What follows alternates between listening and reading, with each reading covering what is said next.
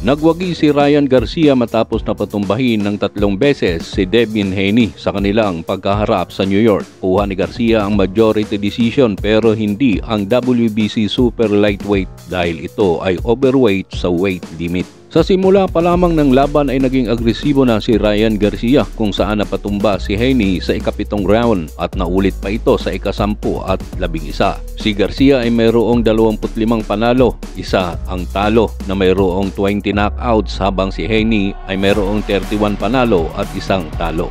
Naging non-title na ang laban matapos na tumimbang si Garcia ng 143.2 pounds na mas mabigat ng 3.2 sa 140 pounds super lightweight limit. Hindi gaano maaksyon ang laban dahil sa paulit-ulit na yakapan ng dalawang boksingero na nauwi pa nga sa pagkaltas ng point kay Garcia. Isang judge ang nag-score ng 112-112. Ito siguro dahil sa pangyayaring deduction. Kapansin-pansin kahit napabagsak ni Ryan si Haney, hindi na ganon kapulido kung sumuntok si Garcia kumpara sa kanyang mga laban bago ang pagkatalo kay Davis. Pag hindi nagbabago ang skill ni Garcia maliban sa kanyang punching power, malamang na hindi na rin magtatagal ang kanyang karir sa ibabaw ng ring. Malaking epekto kay Garcia ang nakalipas niyang talo mula kay Davis. Parang takot na itong masuntok ng pulido at tila nagkapobya ito sa natamong knockout na noon pa lamang niya naranasan sa kamay ng isang wise at malakas na si Davis.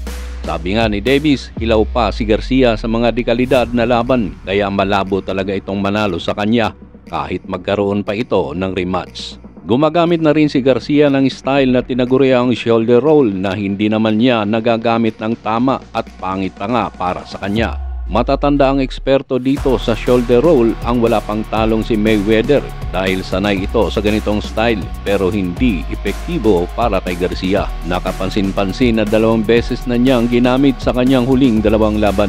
Kapansin-pansin rin na lumapit si Golden Boy de la Hoya kay Garcia upang batiin ito sa kanyang pagkapanalo. Ngunit tiningnan lang saglit ni Garcia si de la Hoya at hindi na ito pinansin.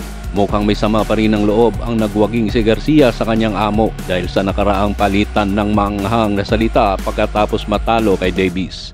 Hanggang sa susunod, sana mag-like at mag-subscribe kayo sa aking munting channel bilang suporta. Maraming salamat mga ka-Round 3.